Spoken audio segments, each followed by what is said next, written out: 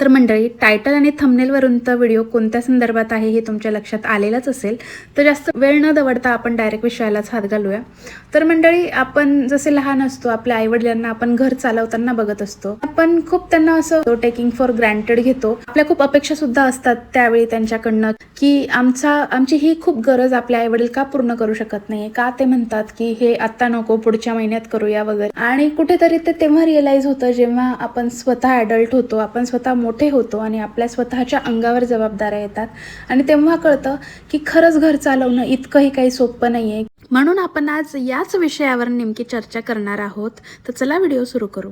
घर खर्च सांभाळत असताना बऱ्याच गोष्टी आपल्या डोक्यात असतात की आज दूध आणायचंय, भाजी घ्यायची, किराणा पण संपतोय, गॅस कधी संपेल सांगता येत नाहीये, वीज बिल पण भरायचंय, पेट्रोल लागणार आहे आपल्याला आणि या सगळ्यासोबत अचानक एखादा अनपेक्षित खर्च सुद्धा होतो, जसं की हॉस्पिटल वगैरे.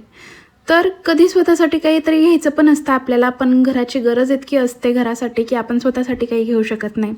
कधी बाहेर काही खावंसं वाटलं तरी ते आपण खाऊ शकत नाही, कारण हे पैसे दुसरे कुठेतरी कामी येतील असं आपल्याला वाटत असतं. हेच खरं तर घर चालवण्याचं खूप मोठं टास्क सुद्धा असतं. असो मंडळी, आज आपण बघणार आहोत दूध, भाजीपाला, किराणा, गॅस, वीज बिल, पेट्रोल, रिचार्ज आणि बाहेरचं खाणं या सगळ्या छोट्या छोट्या खर्चांमध्ये आपण आपली कुठे कुठे बचत करू शकतो.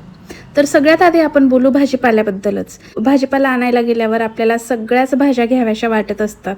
एखाद्या भाजीचा भाव कमी असेल तर ती थोडी जास्तही घेऊन आपण घरी येतो, पण नंतर ती वेळेवर संपली नाही तर खराब होते, स्पेशली जर फ्रीज नसेल आपल्याकडे तर.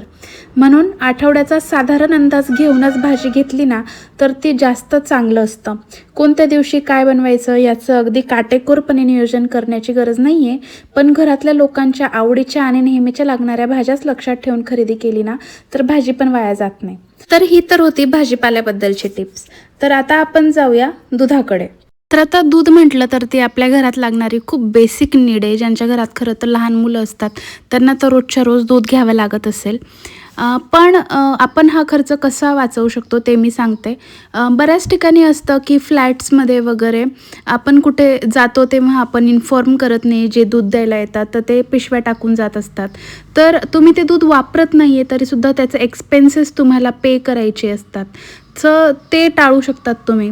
दुसरीकडे ज्यांच्याकडे फ्रीज नाही आहे त्या लोकांनी जर दिवसातून 2 वेळा दूध तापवलं आणि त्याला व्यवस्थित ठेवलं गार पाण्यामध्ये तर त्यांचं दूध नासत नाही आणि त्यामुळे दूध फाटत नाही, खराब होत नाही. तर त्या प्रकारे सुद्धा आपला खर्च कमी होतो किंवा आपलं नुकसान होत नाही. तर या छोट्या मोठ्या गोष्टी असतात ज्यातून आपण दुधाचं नियोजन करू शकतो. आता बघूया किराण्याबद्दल. किराणा आणण्याआधी घरात काय आहे हे बघणं पण खूप महत्त्वाचं आहे, कारण एखादी वस्तू घरात असते पण लक्षात राहत नाही आणि आपण दुकानातून ती पुन्हा घेऊन येतो. म्हणून डाळी, तांदूळ, तेल, मसाले, साखर अशा वस्तूंची थोडी शिल्लक आहे का हे पाहूनच आपण यादी करायची आणि त्यामुळे मग आपला अनावश्यक जो खर्च आहे तो कमी होत असतो. आणि दुकानात गेल्यावर ऑफर आहे म्हणून प्रत्येक गोष्ट घेण्याची गरज नसते. ऑफर तेव्हाच फायदेशीर असते जेव्हा ती वस्तू आपल्याला खरंच लागणार असते. आता आपण बोलूया गॅसबद्दल. तर गॅस सिलेंडरची बचत जर करायची असेल तर स्वयंपाक सुरू करण्याआधीची तयारी आपण करून ठेवली पाहिजे. सगळ्या भाज्या, मसाले आणि लागणारं सामान आधी जवळ काढून ठेवलं ना तर गॅस उगाच सुरू ठेवावा लागत नाही. कडधान्य, राजमा, चणे अशा छोट्या गोष्टी आधीच भिजवून ठेवल्या तर त्या लवकर पण शिजतात. झाकण वापरलं आणि पदार्थ शिजायला लागल्यानंतर गरजेनुसार आच कमी केली ना तर गॅसची बचत होते. आणि आपण कधी कधी गॅसवर काहीतरी ठेवून दुसऱ्या कामाला लागतो ना, ही सवय शक्य तितकी टाळलीच पाहिजे आणि गॅसचा अनावश्यक वापर कमी केला पाहिजे. खरं तर जी भाजी शिजायला वेळ लागणार आहे ती पटकन आपण कुकरमध्ये शिजवली किंवा बऱ्यापैकी अशा भाज्या आहेत ज्या आपण कुकरमध्ये बनवू शकतो तर आपण प्रेशर कुकरचा यूज केला तर तितक्या लवकर स्वयंपाक होतो आणि तितकाच आपला गॅससुद्धा वाचतो. आणि आजची गॅसची महागाई पाहता गॅसची बचत करणं तर सगळ्यात मोठं टास्क आहे. त्यामुळे काही या टिप्स वापरून आपण गॅसची नक्कीच बचत करू शकतो. आणि सगळ्यात महत्त्वाचं म्हणजे गॅस सिलेंडर वापरला गेल्यानंतर त्याचा कॉक जर आपण बंद केला तर आपल्या सुरक्षितताही राहते आणि जो एक्स्ट्राचा गॅस लीक होत असेल तोही होत नाही. वीज बिलसुद्धा आपण थोड्या प्रमाणात वाचवू शकतो. आता आपल्या घरात वीज वाचवायची असेल तर आपण फार काही वेगळं करायची गरज नसते. आपण रोजच्या छोट्या छोट्या सवयी जरी बदलल्या ना तरी विजेची चांगली बचत करू शकतो आपण. गरज नसताना लाईट, पंखा बंद ठेवायचा.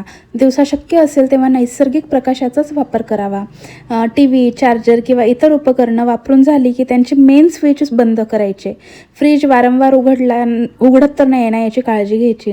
आणि गीझर, इस्त्री यांसारख्या जास्त वीज घेणाऱ्या वस्तूंचाही वापर गरजेपुरताच करावा. अशा छोट्या छोट्या गोष्टी जर आपण रोज लक्षात ठेवून केल्या ना तर महिन्याच्या वीज बिलात सुद्धा आपल्याला खूप मोठा फरक जाणवत असतो. पेट्रोलमध्ये सुद्धा आपण नियोजन करू शकतो. बाहेर एखाद्या कामासाठी जायचं असेल आणि त्याच रस्त्यावर दुसरं काही काम असेल तर दोन्ही कामं एकाच वेळी करून घेता येतात. फक्त एका छोट्या कामासाठी पुन्हा पुन्हा बाहेर जाण्यापेक्षा एकाच फेरीत सगळी कामं झाली तर पेट्रोल आणि वेळ दोघी पण वाचतो. आता रिचार्जबद्दल बोलू. रिचार्जसुद्धा आपल्या वापराप्रमाणे करायला हवा. आपल्याला खरंच जितका डेटा किंवा सुविधा लागते त्यापेक्षा मोठा रिचार्ज फक्त जास्त मिळतोय म्हणून करण्याची गरज आहे का? गोष्टींना पे करत असताना त्यांची नेसेसिटी किती आहे हे पण विचार केला पाहिजे. जसं की TV बघणारच घरात कोणीच नसेल तर ते पण एक्सपेन्सेस आपण कमी करू शकतो. उगाच 2-2, 3-3 मोबाईलला पण रिचार्ज आणि TVला पण रिचार्जेस वगैरे म्हणजे तुमच्या आवश्यकतेनुसार करा.